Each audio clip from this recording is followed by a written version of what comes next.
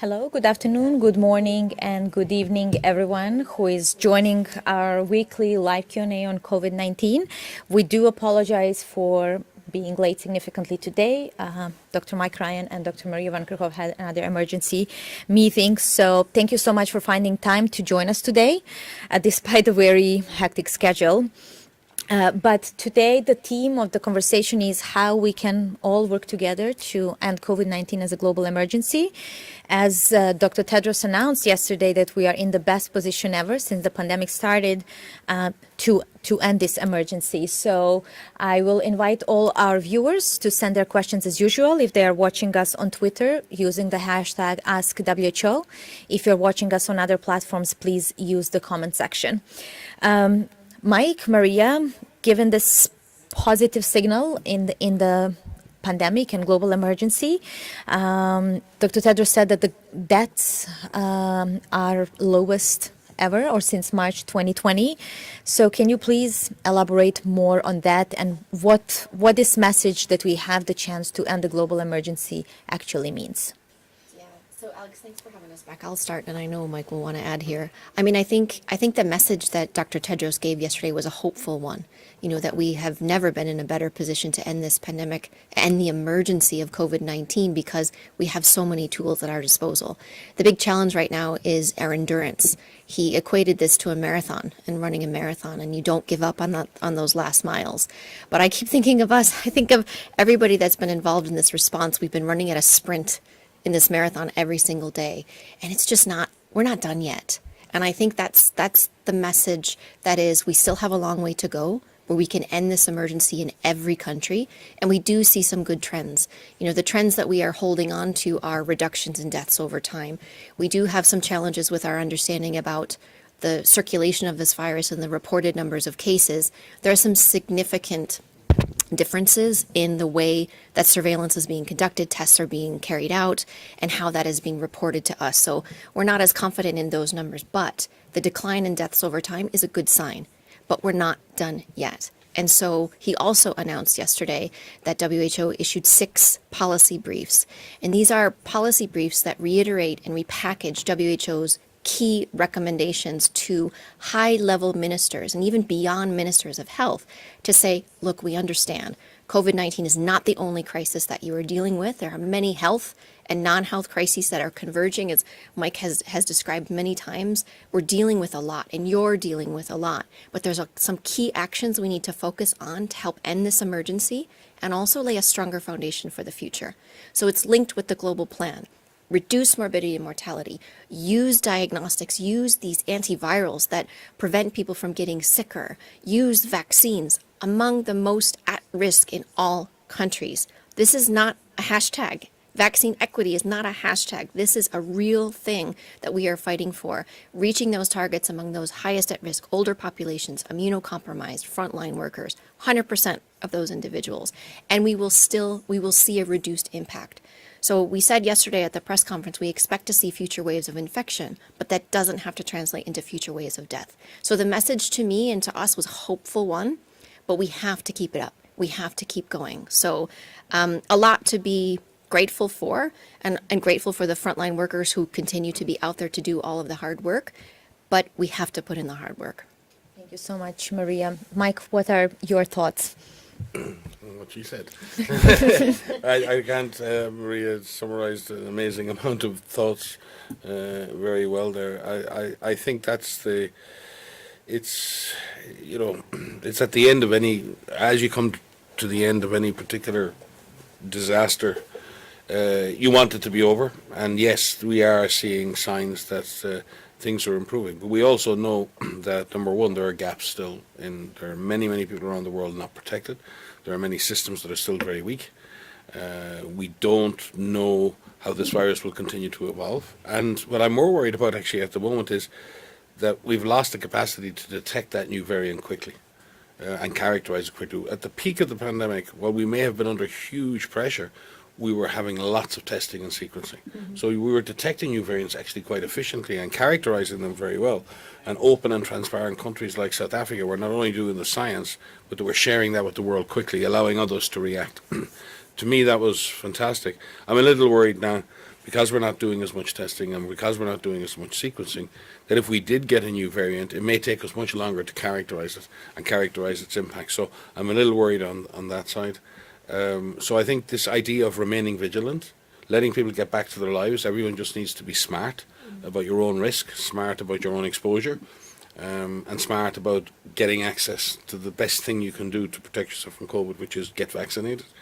But at the same time, people can live their lives, and governments can make sure that we can integrate our surveillance and our testing and our treatment and our vaccination programs in a way that we can integrate them into the normal health service and continue to deliver them efficiently and continue to protect people and let the health system and let society recover.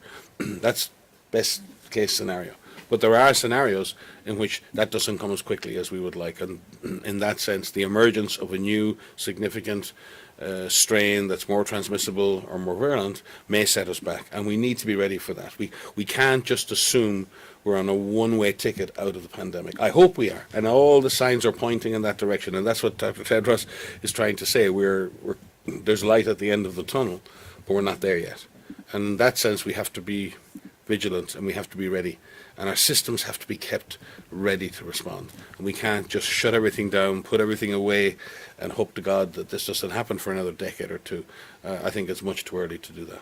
Thank you so much. And this assessment was made on decrease in number of deaths that we are seeing. But maybe we can also elaborate, Maria, on what we are seeing in terms of transmission and cases. I mean, you addressed that there is lack of testing, but what are the trends that you can see? And also in terms of variants, do we have any updates on how Omicron has been evolving? So that's quite a few questions in one. I mean, in terms of transmission, as Mike was saying, it's difficult for us to really measure the amount of transmission that's happening around the world because testing policies have changed, and which is why we are calling for surveillance to be maintained, sustained, and even enhanced to deal with COVID, but also influenza and other pathogens that are circulating. It's about the integration of these established systems for whatever is circulating, to be agile to be able to do that. So for us to track the circulation of SARS-CoV-2, it's difficult now because we don't have the same amount of information from all countries. That also limits our ability to track these variants. There are more variants, that are circulating. So Omicron is dominant worldwide. It's dominant. And the sublineages of Omicron have changed over time, and there have been waves of infection of Omicron sublineages. BA.5 is dominant. It's about 90% of the sequences that have been shared. I say about because we have a delay. We now have so few sequences that are actually being shared, and by too few countries, that it's difficult for us to characterize this with certainty. So there's a lot of uncertainty around this.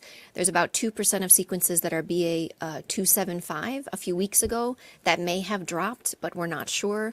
We have several sublineages of even BA.275 that we're tracking, and several sublineages of even BA.5. I'm not going to go into those. I think what we want the public to understand is that the virus is evolving, the virus is changing. We need to be able to utilize the systems that have been built and strengthened over the last 2 years to assess them. But bottom line is this virus is circulating. What we don't see is that translate into the same amount of death, hospitalizations and death as we saw in the beginning. And that's because we have population level immunity that has increased over time. And so we see what we call a decoupling.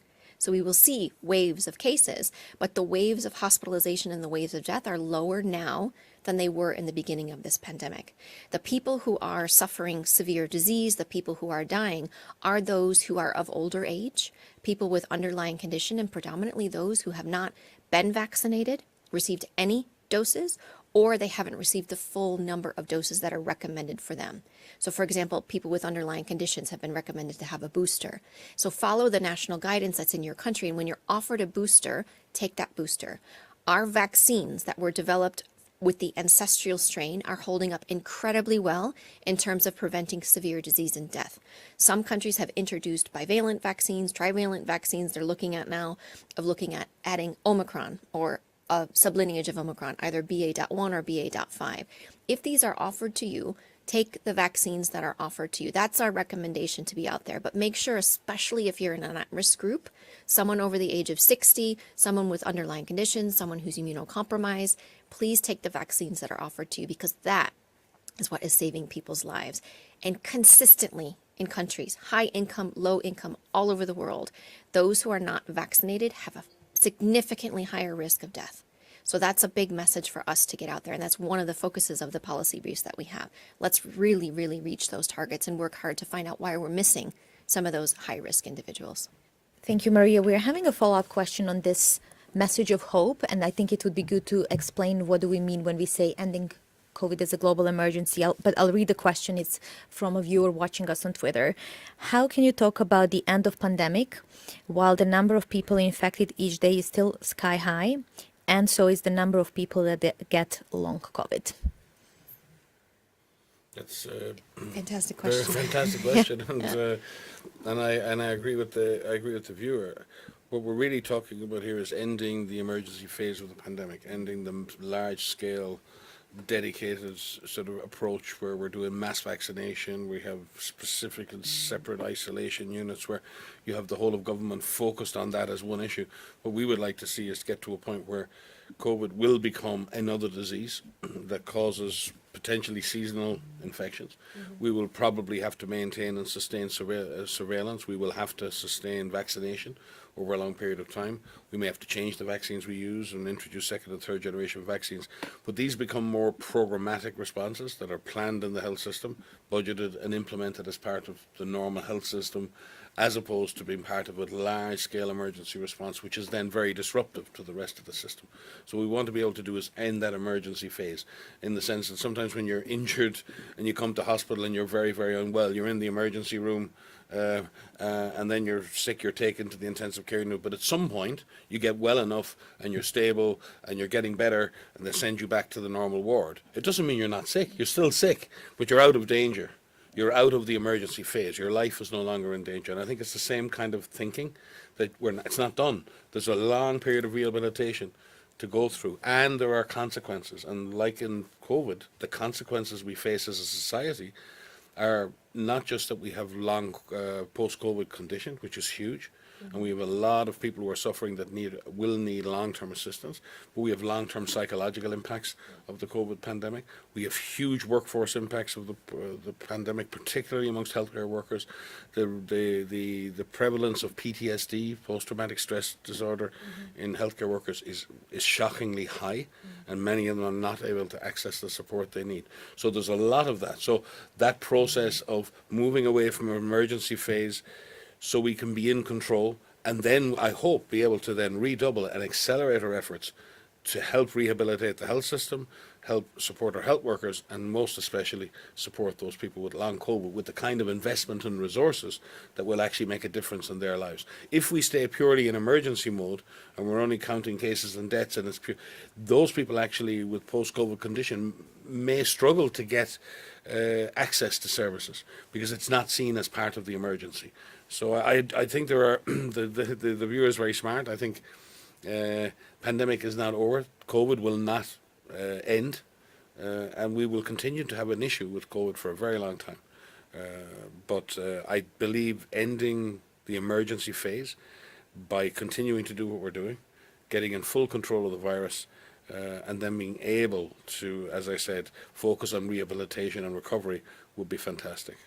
Thank you so much. We've received few questions in this regard, and probably it's good you clarified the virus is going to remain with us, but the global emergency, we have the chance to end it. There was also a question in relation to access to the tools. If we come to the point to end global emergency, does accessibility to the vaccines or treatments is still important, and how WHO will support that? Absolutely. That's a key component to this. I mean, you can develop tools, you can have personal protective equipment, but if those masks don't get to the people that need them, how good are they? You could have antivirals, but if the antivirals are not reaching the people who need them most at the time when they need them, they're useless.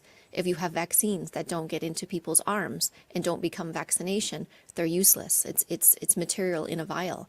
And access to these tools remains critical. Again, that's not something that's only specific to this pandemic.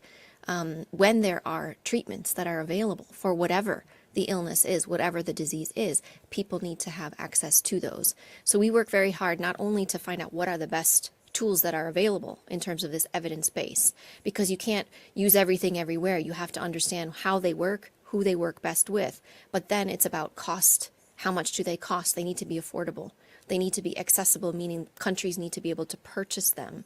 They need to be able to get to the country. They need to be utilized and used by those medical professionals for the patients that are there. So access is huge. This is one of the foundations, of what we need for this, but also for the future. If you look at the future of global health architecture, equity and access and all of that is part of this. Again, it's not a transient thing. And so for us, a tool is a tool. If it's used, that's what we want to see. And if it's used to save people's lives, shipping things around the world, we were heavily involved in that in the beginning of this pandemic and still to this day. But getting that to a country is only part of the work. Using what's in that box that's on that tarmac to get it into somebody's arm, and in particular those who need it most, that's our goal. Making sure that saves that person's life, that's a tool. So yeah, access is very key.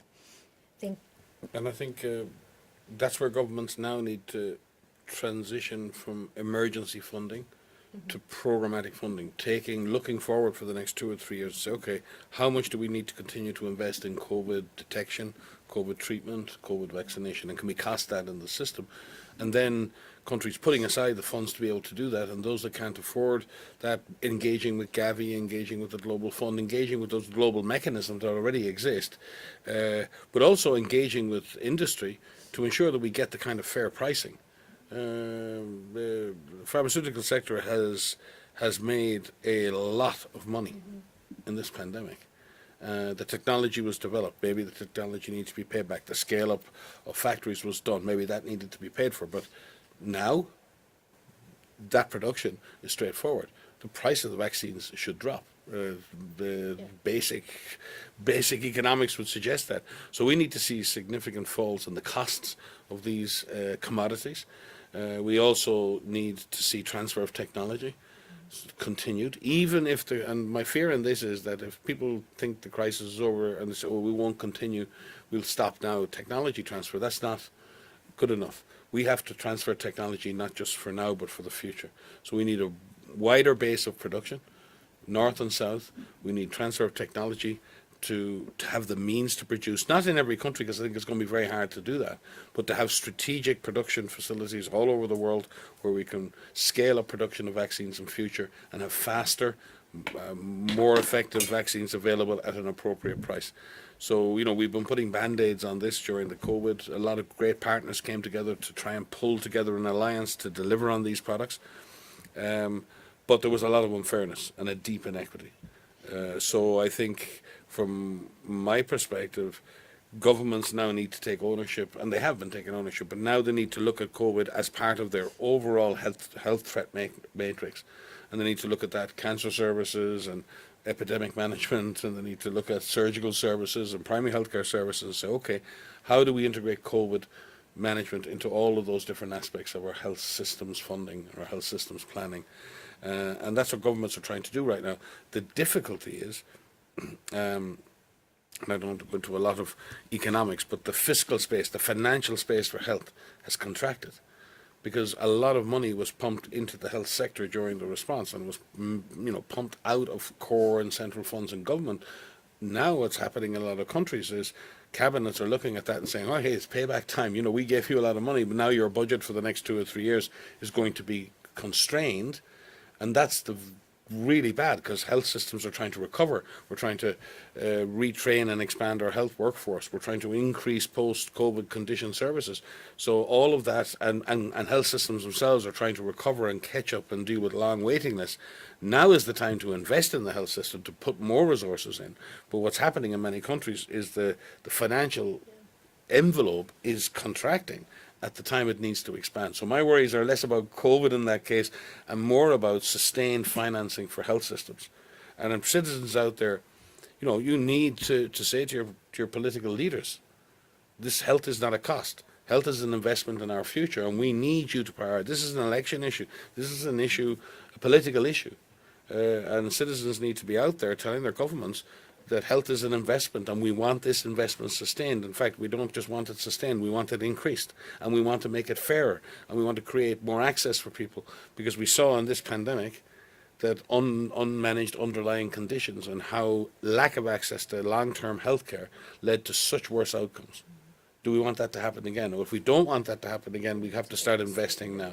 So health promotion, prevention, early intervention for underlying conditions, strengthening vaccination programs, improving infection prevention and control in hospitals, protecting health workers. These aren't COVID interventions.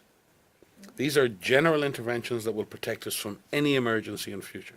And that's what we need to be investing in. And we really do need citizen action on this and citizen activism to really say to political leaders, this is what we want. And I hope that happens. I think I see it, particularly amongst youth culture. There's much more of a demand to say these are our priorities. Governments are supposed to implement the priorities of the people. And if health after this pandemic is not seen as an absolute priority, not only for the economic and social future, but just in terms of protection against emergencies, then I think better I'm in the wrong profession. Yeah.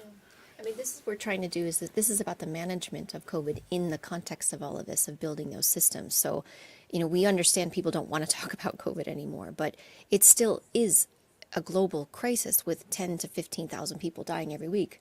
Many people we can prevent those deaths in.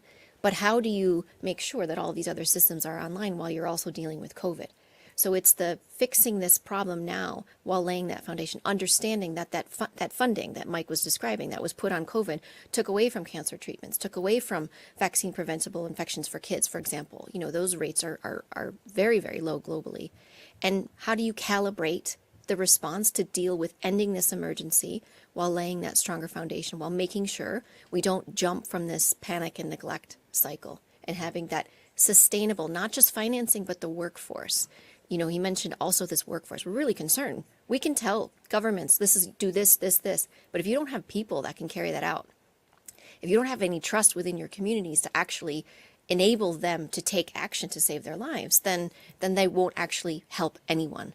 So it's calibration time right now with this pandemic. Be vigilant about what's happening about this virus that is unstable in the sense that we don't know for certain how it will continue to evolve, with the exception that we know it continues to change. What we don't know is exactly what those characteristics will be, and systems need to be agile. They need to be scaled up, they need to be scaled down for COVID, but for everything else. We live here in the Northern Hemisphere. The Southern Hemisphere just had a flu season.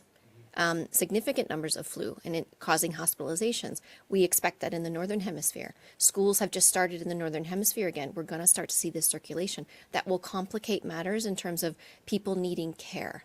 And the health systems right now are fragile because they've gone through 2.5 years of absolute trauma.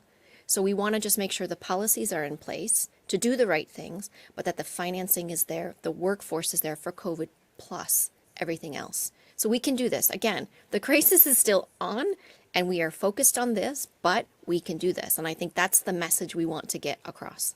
Thank you both. I think with this clarification, you answered also Minat's question, what would be the next chapters of the fight against COVID when its emergency status were no longer a concern. But we have a question from Suleiman Dolo watching us on Facebook. What if COVID-19 will not end? What measures will WHO put in place? That's also a great question.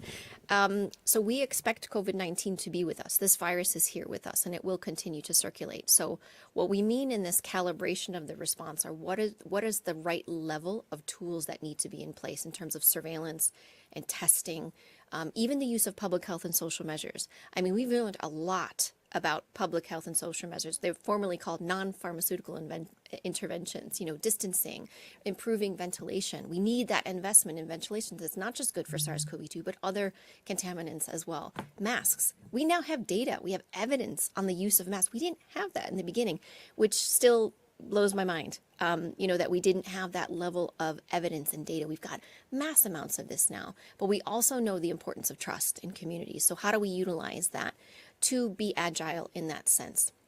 we do expect at some point that COVID-19 will perhaps become seasonal and have some kind of patterns in temperate regions of the world. We don't have that certainty yet. So for us to be able to say, well, in the autumn where you live, you will have to do this or that. We do expect vaccines to remain important because we are seeing we're waning immunity over time, and this virus still continues to circulate. So the idea that one would need a boost or another dose is something. What we have to look at is the timing of that and the composition of those vaccines. But there's many groups that are looking at that. So I think we're in a much better position than we were in January 2020, even April 2020, or even the summer, where we have so many tools now that we can utilize to do this. It's about the right sizing of this. Live our lives, live your life, live it responsibly, use the tools that you have at your disposal to keep yourself safe, and especially those who are vulnerable around you. Thank you so much. And I thank to all our viewers for their questions. I think we are running out of the time because we started late, but we will be here in a couple of weeks again as usual. But before we close, I really want to read one comment from Krai Sontimas. Apologies if I pronounce this wrongly. Thank you, doctors. Just want to say that really, your work goes on even if people don't pay that much attention to COVID much more.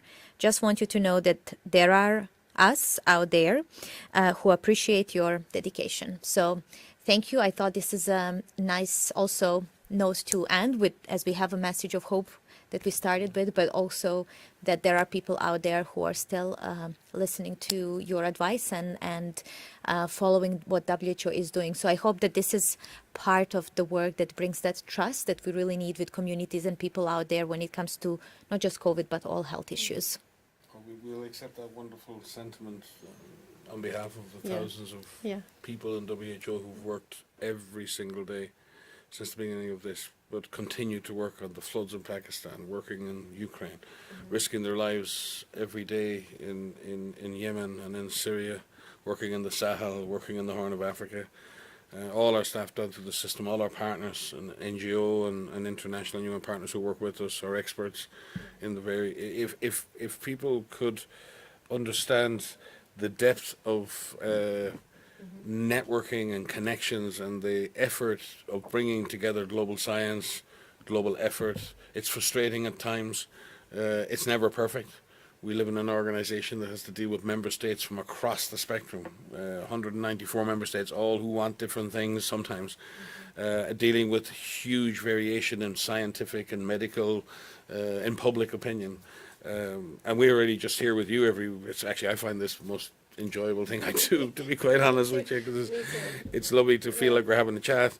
But behind all of that and behind all of those, things that the organization and others do are really, really hard-working people. They don't get seen. They don't necessarily get pats on the back. And in general, one of the things in WHO is that we've become used to is just constant criticism. We've constantly been criticized. And I suppose in a sense that's good because it keeps us honest, it keeps us focused, it keeps us humble. And it's interesting to me that on a day like today, it's important and lovely that someone will reflect, because it's not been an easy day today for some of us in WHO. So very nice to hear that wonderful sentiment expressed by one of the viewers. Thank you. Thank you, Mike. And just for also those people who are behind the scenes, we have Chris and Mark in our studio behind the scenes, and other colleagues from AV team, audiovisual team, who support us regularly on those. So shout out to them, not just on COVID work, but all the other video products and live conversation press conferences that we do. So thanks everyone for being with us. Please follow our social media channels. We will provide all the information as we learn, as usual.